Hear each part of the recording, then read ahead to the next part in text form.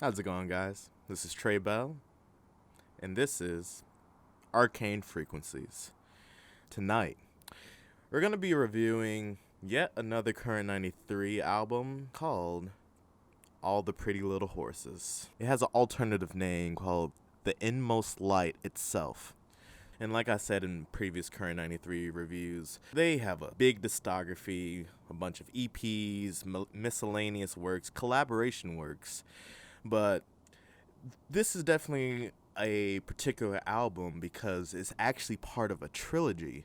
Now the thing is that when it comes to this trilogy, it's called the Inmost Light trilogy, as I said when it came to like the alternative name. But this is the second sequence in the Inmost Light trilogy. So it being called the Inmost Light itself. So and what I can gather from that is that they're kind of I feel like David Tibet is probably depicting like this is the official Inmost Light because the thing about the trilogy is that this is the only album. In your mind, you would think like, oh wait, so do they have a first album or a third album? No, the first part of the Inmost Light and the last part of the Inmost Light trilogy, they're actually EPs, and I've listened to them briefly, and I'll probably actually discuss them in a separate video in the future. But yeah, that's the thing. It's like the second aspect of this trilogy is an actual full album that I actually just finished listening to just so I can jog my memory and get my official full feelings about the album. Because as you can tell, I'm definitely not reacting to this album as I did their other albums because this is actually one of their more normal sounding albums. Now, don't get me wrong, there's still some weird aspects of it because it is current 93 and it's like a fantasy land and it's still very out there. But if there's anything I can say, like, this is something I feel more comfortable showing people who probably aren't used to hearing an industrial or neo folk sound, because this is current 93 literally in the midst of their newfound neo folk sound, and they were actually progressing away fully from their ambient noise that I originally covered in their Dog Blood Rising album. And even when it comes to Swastikas for Naughty, even though this is definitely within the realms of their folkiness, I would say I compare Swastikas for Naughty to this album. But the thing that's different about All the Pretty Little Horses is that it's actually it feels much more sophisticated than, not to say that the other beginning albums weren't sophisticated, but it definitely was going for a more polarizing sound. Where now I think this album actually, hold up, so it came out in 1996, so around the time I actually was born. Alright, so yeah, so here's the trilogy. The first came out in 1995, where The Long Shadow Fall, before The Inmost Light. And then the album that I'm reviewing now, All the Pretty Little Horses, that's the second aspect of the trilogy, The Inmost Light in itself. And then their last album with this trilogy, well, not an album, but an EP, is The Stars Are Marching Sadly Home. And then this is also has an alternative version called The Inmost Light, Third and Final. So yeah, they pretty much are consistent with the concept of the Inmost Light, and with this particular trilogy of current 93's discography, it shows how complex this band is, but how interesting they still are able to convey these thoughts and processes of like their music. Because I have to say, this album, when I listen to this album, I'm not freaked out. Like, yeah, there's still some aspects of it that are definitely out there and weird, but it's less. I feel like David is actually, maturing in his expressions of his poetry, and in a sense, he probably has always been mature, but just chose when and where to like want to specifically, be out very audacious with his delivery. But with this one, this is a beautiful album. And the reason why I even picked this album is because I feel like it's the perfect representation of their darkest stuff to the most lighthearted stuff. And even though I wouldn't say this is probably like maybe the most lighthearted, because there's still certain creepy elements to it, and because it does have a medieval tinge to it, but it definitely is one that when I listen to it, I just feel like, it's just like, just, oh man, this is good. I like this. Like, this is a good neo folk album. This is a good representation of, like, even if, like, for people who aren't into weird music, I would show them this album. Like, I feel like they'd be less scared of this album than Dog Blood Rising or Nature Unveiled, or even Swastikas for Naughty. Even within that transition, there's still a lot of elements of, like, very zany lyrics, and there actually still are some zany lyrics in this particular one, which kind of makes it, like, even more polarizing, because since David Tibet's not saying a lot of crazy shit when he does, it's just like, oh shit. What? There actually is one lyric that is very odd, and it said, "I smother children." I'm like, okay.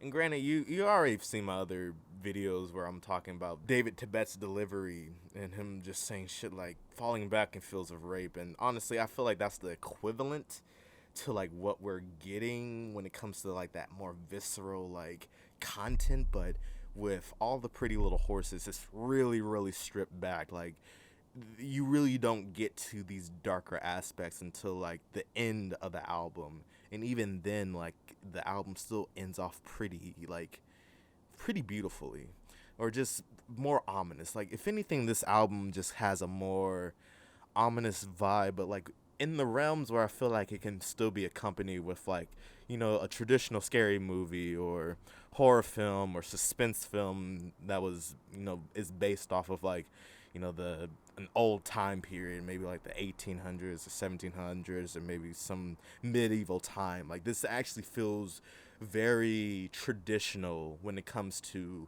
contemporary media, and it's not that freakish where I feel like your average person wouldn't listen to this type of music could find a way to appreciate it. So, and that's why I really wanted to talk about this album, because it's like, it's definitely like a very good sweet point in their discography, and I enjoy listening to it. It's not challenging like most of their other stuff. It'd probably be challenging for like, someone who has never heard anything like this, but I hope they wouldn't be overtly scared by certain aspects of it. But still, this is a beautiful album. I feel like a lot of the subject matters is dealing with innocence. Obviously, I mean, even based off the album cover, you can tell like it's just a little girl crying, and I feel like my interpretation of this album is like the loss of innocence, or what the experience of things ending is like. Especially for a child, like, not just death, but just the ending of your innocence, or just the ending of your perspective of life that you thought it was, but you realize it really wasn't. That's how I interpret what David Tibet is trying to convey with this particular album, and this just probably his mood at this time period, because this album actually, like I said, it came out around 1996, so this is 90s era, current 93. And again, like, the band's been around since the late 70s to early 80s, and of course primarily were encompassed within like that whole group of other neo-folk industrial artists, specifically Genesis P-Origin and Throbbing Gristles and Nurse with Wound, Death in June, and anyone like them.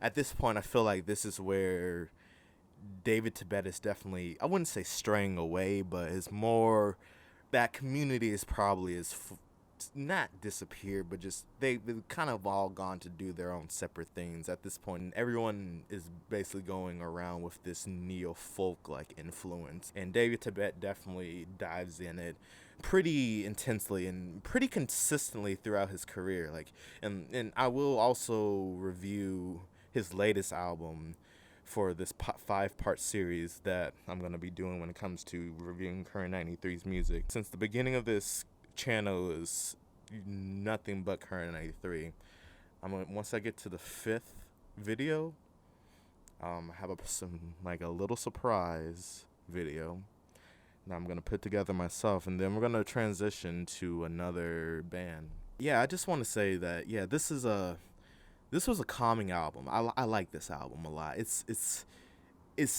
puts me in a very meditative state, and it puts me in a nostalgic state that I felt like I'm being reintroduced to something that I had never even heard of before. But for some reason in my head, I feel like I know it. But I just don't know what this place is. I'm gonna go through some of the songs. I'm not gonna go through all of them. But the songs that stand out to me the most, the beginning of this album actually starts off pretty monumental. I'm not gonna lie. Based off other current 93 albums, like I told you, it's either very abrasive or just very weird, where this is like, it still probably is a little nerve-wracking slightly, but like it feels like I'm about to watch like a movie of some sort. Again, like there's a lot of medieval themes in most of current 93's music, so that's kind of what I feel from this album. It's just like I feel like I'm watching a movie that's based off that time period. And again, I feel like because that's a more traditional feel and theme, and they're not pushing it to the boundaries as their other albums, I feel like this is the reason why this is a more easier album for listeners who are not used to this sound to actually start off with. So yeah, it's The Long Shadow Falls, amazing intro. I can't fully remember exactly what type of instruments they were using, but it is primarily just instrumental. And then all the pretty little horses, that is it's pretty much David Tibet like speaking poetry within like a whisper type of sound. And this is one of the elements of like, still current 93 keeping their creepiness and, dark aesthetic, but again, this is a more sophisticated way that they're doing it, that I feel like, in a sense, is actually more professional and wouldn't, freak too many people out. But the main thing I'm trying to say about this album, when it comes to most of their output, it's a really balanced album when it comes to all their different styles that they've incorporated or messed around with throughout the 4 decades that they've been making music and continue to. So, and again, I'm trying to have my videos be less long because I just want to get to the bare bones of it. And this album definitely doesn't have too many, as much as I like it, I don't have the same experience with it as Dog's Blood Rising or Swastikas for Naughty. Whereas this is just me just more appreciating them within the circumference of their existence. And this is one of the albums I would say I dig, but it's solid. It's a very solid album from current 93. It's not too much, it's not too little, just right. It's a perfect album that I feel comfortable sharing with anyone. To kind of just get to the point, my favorite song on here is The Frolic. It's one of the longer songs. Like, again, a lot of their songs can be pretty long, like passing the 10-minute mark, but no songs actually pass the 10-minute mark on here. Like, most songs are relatively like either 4 minutes long, and then the longest songs actually are The Frolic, which is 8 minutes and 11 seconds long. Twilight, Nil Nil for Thomas Legati, who has been the Blood Bells Shine. That song is 8 minutes and 22 seconds long.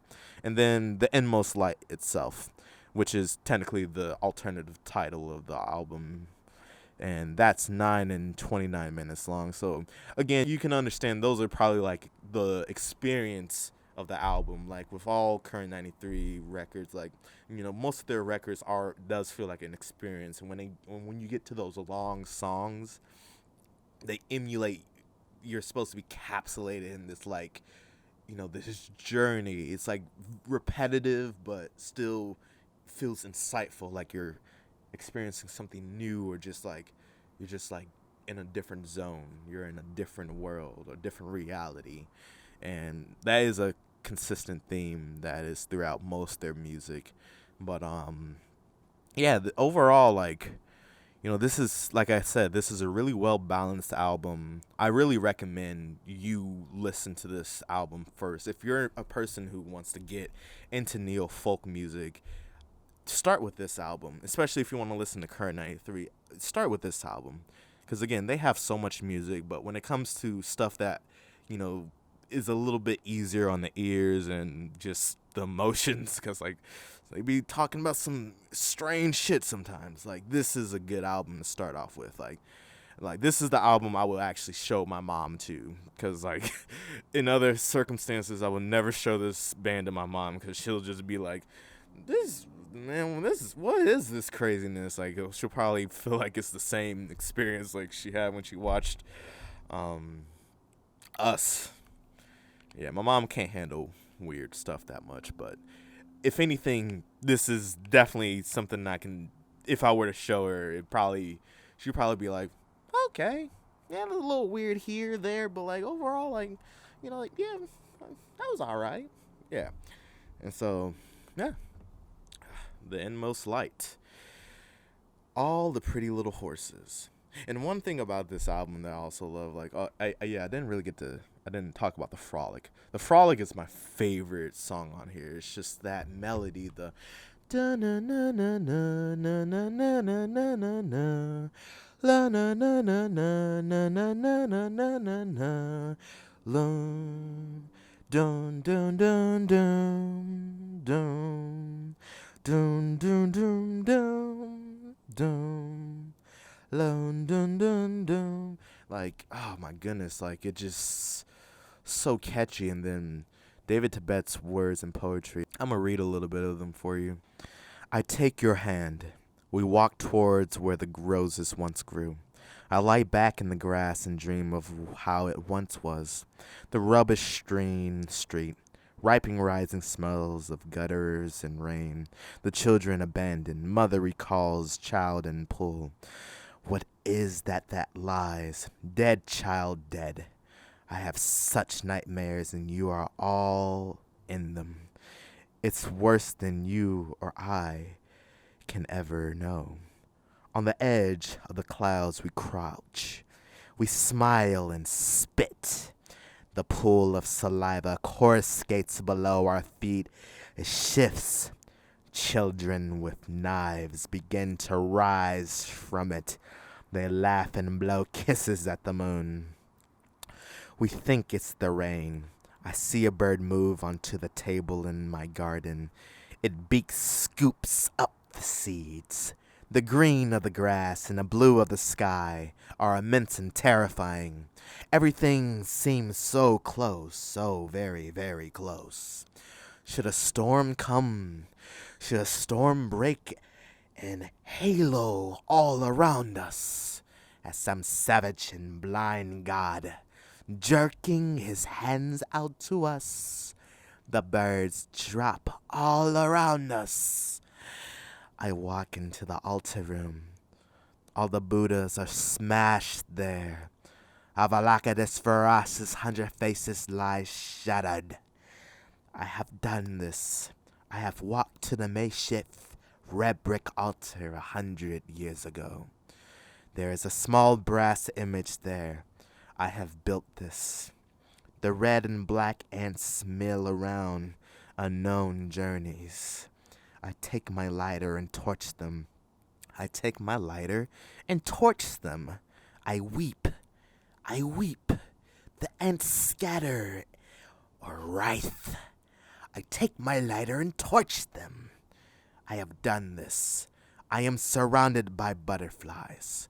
The child's legs lay smashed. And yeah, that's one of those lines from this album. Again, bands like this, they talk about some weird subject matters that sometimes I don't want to even fully discuss, because I don't want to think they're into some strange sacrifice stuff. Like, I don't think David is, but just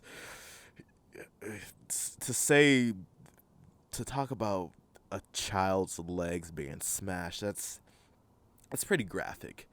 And again, like I said, when it comes to this album, this is their most normal album. So when it comes to them saying some pretty zany shit, especially when it's so rare, like, it still is poignant, where you're still reminded that Current 93 is on some weird dark shit sometimes. But this is one of the examples where it's definitely more clothed in some beautiful things that, it's not as freakish, but sometimes I still have to point out when, like, yeah, those are some pretty disturbing lyrics. Yeah, I'm not gonna read the rest of this. I think you got the gist of that. But hey, and little tidbit, I also have a song kind of being a rendition of this. And so I will link it. Also, I make music myself. I'm also an artist. Just to put a little clout out there. I'll leave some of my info in the descriptions. But yeah, I've made a song actually based off of this. I called it The Frolic Current 93 rendition. And yeah, I'm pretty proud of it. Because like it's definitely one of my favorite songs. I made it back in late 2019, and it's just interesting taking from someone, especially like combining hip hop with a sound so out there and so arcane, like just so esoteric, like, and actually having it work. I'm like, wow, like this needs to happen. Like I want to combine trap music with the type of music I'm talking about right now. I want to combine neo folk with trap music, or industrial. I mean, industrial has already been conformed with trap music. Thank you, Kanye. And Death Grips, primarily Death Grips, but Kanye made it popular to have some dark industrial stuff in the world and make it sensationalized. But overall, yeah, Current 93, beautiful album, very beautiful album. It still is dark and ominous, and like most of their stuff is, but this is something that is accessible. It's beautiful. It's like, it's actually kind of meditative and calming. I mean, despite some of like, the little sprinkles of like, their dark essence coming out and popping, like, whoa, what was that? But overall, I feel like this album really does just captures a more mature essence of what Current 93's music is going to continue to be, and probably had started transitioning to be anyway by that time period in like their careers. And even like when it comes to like their latest album, I can definitely tell that a lot of aspects of All the Pretty Little Horses are definitely incorporated in them, along with Thunder Perfect Mind, because those will be like the next and actually last few reviews I do of them for a little bit once I transition. Because again, like I said, I'm officially just gonna do 5 albums in a streak of one particular band that I like, that I feel like have not gotten a lot of recognition, or I just feel is personally awesome. Either or, they'll still probably be strange to certain people, no doubt. But once I get, the next few reviews are gonna be Thunder Perfect Mind, and then The Light Is Leaving Us All. So, with that said, David Tibet, Current 93, All the Pretty Little Horsies, and the Inmost Light trilogy. I like you. And I'll probably do a little quick video explaining how I feel about the beginning and end of the Inmost Light trilogy, because I have listened to them, but they were just like very small things, and it kind of was hard for me to like connect that they were together, because they both sound sonically different than this particular album, The Pretty Little Horses. So I need to like dive into that more, and actually, that might be like a side video in the future. But with that said, I'm Trey Bell, and I'm out. Peace.